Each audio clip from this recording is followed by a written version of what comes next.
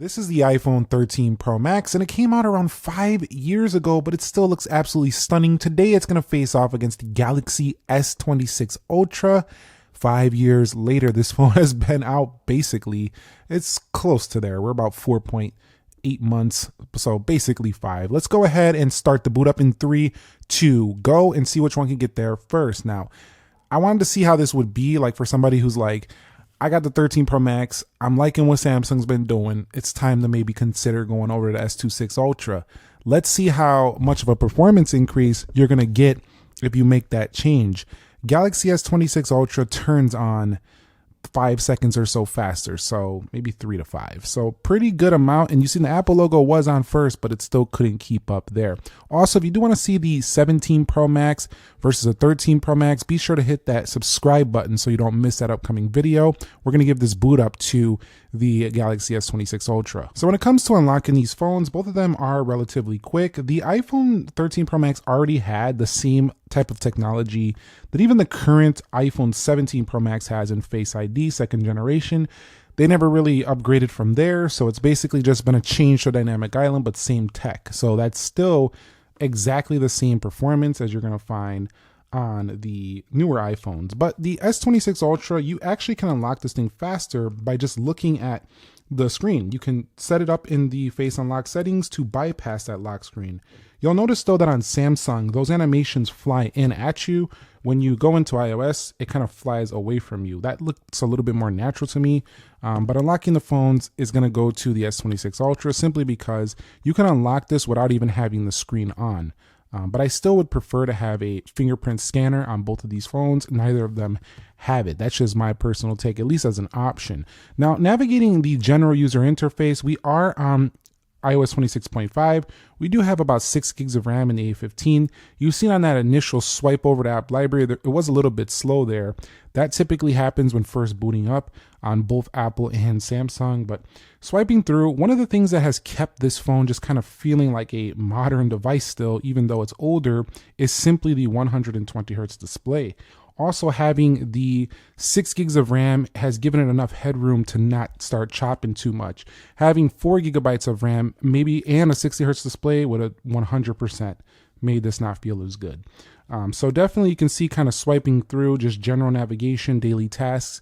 The iPhone 13 Pro Max feels like any modern phone out there. Now coming over to the Galaxy S26 Ultra though, you can definitely swipe through your pages a lot quicker.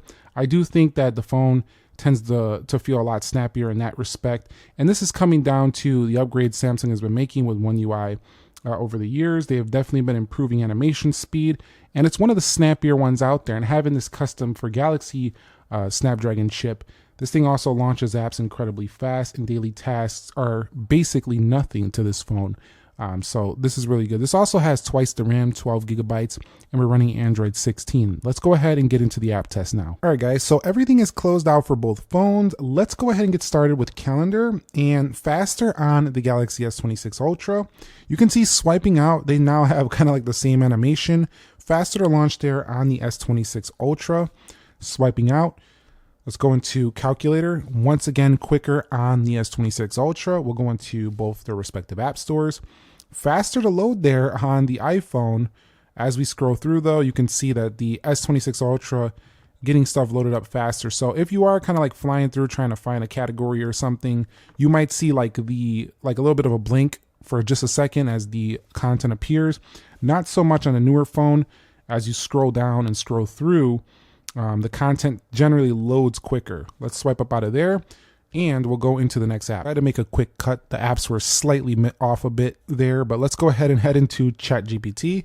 You'll see that does pop open much faster on the Galaxy S26 Ultra, and that's one of the areas where the newer phones will tend to lead is AI on-device performance. Most of these cloud-based, this is in their cloud and, in their stuff. So it's just internet-based with these like chat models. This is not really like going to be way faster on the S26 Ultra, but when it comes to on-device AI, the Gemini inclusion, stuff like that will be much faster. You also see this app struggling a bit here on the iPhone 13 Pro Max. This one gave us a little bit of an issue. Let's go into Instagram and we'll go over here. We'll scroll down to this post right here. As I zoom in, you'll see pretty smooth. And what I find is that using the 13 Pro Max in 2026 feels like a very nice device still. It reminds me a lot of like, you know, like you can get a used Lexus or a used premium vehicle, and you'll still feel that premiumness even if it's an older car, you know, just like that's kind of how it is with these phones. Like even though this is older, it still was a luxurious phone when it came out, so it still feels that way. What doesn't feel so modern anymore is the bezels, the RAM, the lack of AI on board, stuff of that sort. Let's go ahead and go to technology. I want to see that negative news they always put on the front cover. So let's scroll down here and you'll see, look at that 13 Pro Max keeping up 5 years later like it's nothing. So let's go into Subway City or Subway Surfers, and games should pull way ahead on the Galaxy, but no, it loads first there on the iPhone 13 Pro Max. So again, still, even though this phone's going on 5 already, it basically has a really good optimization, so it still doesn't really seem to be a problem launching some of your latest casual games. Let's go into Dead Trigger 2, and let's see who wins this one out, both initializing here. And looks like the Galaxy's in the lead, but I'm not going to give it the win because you never know yet. But the iPhone, it tends to sneak up with a victory. So there we go with the Galaxy. So that took definitely longer on the left. And when I say the Galaxy's winning, it's not like Captain Obvious. Like we know that, but we know that a newer iPhone would definitely stack up more. But the reason for this video is for those of you who are trading in. I like to make these videos because I know some people are considering finally giving up their phone and are like, I'm going to go to this phone, I'm going to go to that phone. And I like to make those videos. Let's go into Free Fire and see what happens here. Although I will say that the trade-in values and stuff like that for 13 Pro Max are not really that high anymore. So I think the longer you could stick it out, probably the better value for you. But your trade-in value is not going to go up. It's going to keep going down. So when you're ready, that's when you're ready, you know? So let's go over here to Destiny Rising. And look like the S26 Ultra took a big victory in Free Fire. But where it really will win too is thermal management. It's significantly better. I found the 17 Pro Max to be better than S26 Ultra. So if you want to see this older phone versus the newer 17 Pro Max in 2026 on the latest iOS, let me know down below. You'll see that Destiny Rising did launch first there on the Samsung, but not by as much as you might think. So right there, we're in that phone, in that game. And I didn't tap that one exactly the same, but we're just kind of seeing how the graphics look at this point. And I will say, I've said in the past that graphics have been looking better on Destiny on some iPhone and stuff, but for the 13 Pro Max, the graphics actually don't look as good as the Galaxy. Let's go into Asphalt. You got to go to the newer phones to get those smoother, nicer looking graphics on some of these games. So keep that in mind. Gamers will rejoice and be very happy with one of the 17 Pro series devices. Let's go into Play, or even, 16 Pro Max was pretty much a kind of the same thing as well. Let's go into 3D Mark, and that was faster on the right. Geekbench 6, faster on the left. InShot, faster on the right. Stop playing. Speed test, I'm impressed with the 13 Pro Max though, faster on the right. Just keeping up. It doesn't even feel that behind for launching our daily apps. That is impressive performance for a phone that old. You can see right here though, Galaxy S26 Ultra gonna get the victory, but not by maybe you thought it was gonna be so much when you clicked on this video. It wasn't by as much as I thought even. All right guys, so here we are with the iPhone 13 Pro Max. Let's head between the applications now and see how it performs. Now I noticed that when I was setting this up, this phone, if it gets too warm, it throttles and the apps will actually start loading really choppy. So that's one thing I noticed about the 13 Pro Max. So far, it doesn't look like it's throttling too much. It's not overly hot. We are getting a reload here on Subway City Surfers. That's pretty early. On this phone, we're not even halfway through this yet. That reloaded the feed. X was open. Instagram held fine. And let's go over here. Pretty much holding this stuff not bad. App Store with a total relaunch. So 6 gigs of RAM is just not your multitasking beast anymore. It's enough to keep things humming along, but it's not like a multitasking beast. Even though you can't really do true multitasking, I mean, switching apps even will start to reload a few on here day to day, but nothing like 4 gigs. That starts to reload like everything. So 6 is solid.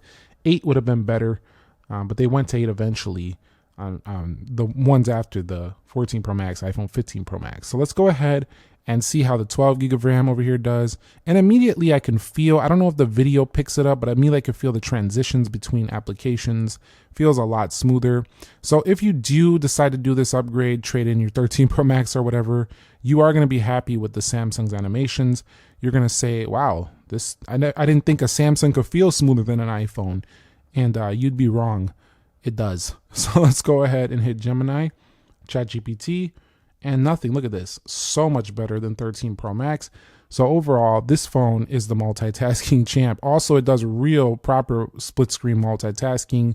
You can use Samsung Dex, create app pairs. You know the drill with Samsung. Still here, but now smoother than ever before. All right, guys, and the final Geekbench scores are in, and you can see what a 5-year difference does in that multi-core, nearly double on the Galaxy S26 Ultra, which would signify a half a decade. But what's interesting is that single core at 2419 is only beaten by about 1,000 points on the S26 Ultra, which means that this daily performance for single core is still very respectable in 2026, and it's why just general daily tasks are going to do quite well. Let's go ahead and run a 3D Mark Wildlife Extreme right here and see how it does graphically. This is where I think the Galaxy is going to pull significantly ahead of this phone right here. However, again, most mobile games don't require that much power, so graphically the 13 Pro Max still does relatively well. Let's see what the final scores show us though. All right, and the final scores are in, and this is where the 13 Pro Max gets absolutely demolished by the S26 Ultra, 6258 versus 2614. And for once in a while, we're seeing some big differences. That's because we're looking at multiple years of a different phone. But the average frame rate at 15.7, that's the difference of like more than 20 right there, 22 FPS better. That means a demanding game is going to feel buttery smooth on the S26 Ultra, and it's going to do better than 96% of devices out there, with this one being outperformed by over 52% of phones on the market. However, I think that the fact that this phone is 5 years old and can still do better than 48% of devices that have done this test shows that it's still respectable. So I do like how well it's performed. And when this phone first came out, I was talking about how these phones were going to last a lot longer due to the higher levels of RAM, the better CPUs than some of those older iPhones that had like 4 GB of RAM. We're talking like 11 Pro Max, and it's becoming true. It's showing that it is true. And I think that nowadays with the current phones, I think these are going to perform even better than these, even when they're like 6 and 8 years old. So it's only getting better and better for you, the person behind these devices. So let's go ahead and launch their cameras here and see what happens with that. We'll go ahead and launch them in 3, 2, go. And it looked like the iPhone might have had that. Let's go ahead and do it again. Hold on. Let me close this camera out in 3, 2, go. Yep, the iPhone launched at first. Shutter speed also still faster. It looks like, let's do it one more time. It looks like the iPhone still snaps photos faster on this old iPhone 13 Pro Max versus this S26 Ultra, but the results are going to vary depending on personal preference. This is still a really good camera 5 years later. One of the best Apple's ever made with the 1212 iSight cameras. They went to 48 megapixels on the newer phones, but this was so good at the time, it still holds its own. So wrapping it up here, the iPhone 13 Pro Max is I think, better than average performing phone. It's like, it's not top tier anymore, but it still performs better than budget garbage phones. So it does well. This is why you buy a flagship if you want a long-term lasting phone. You've seen it right here in the speed test. But if you were to decide to upgrade to the S26 Ultra, I think it does provide a ton of performance benefit over this phone.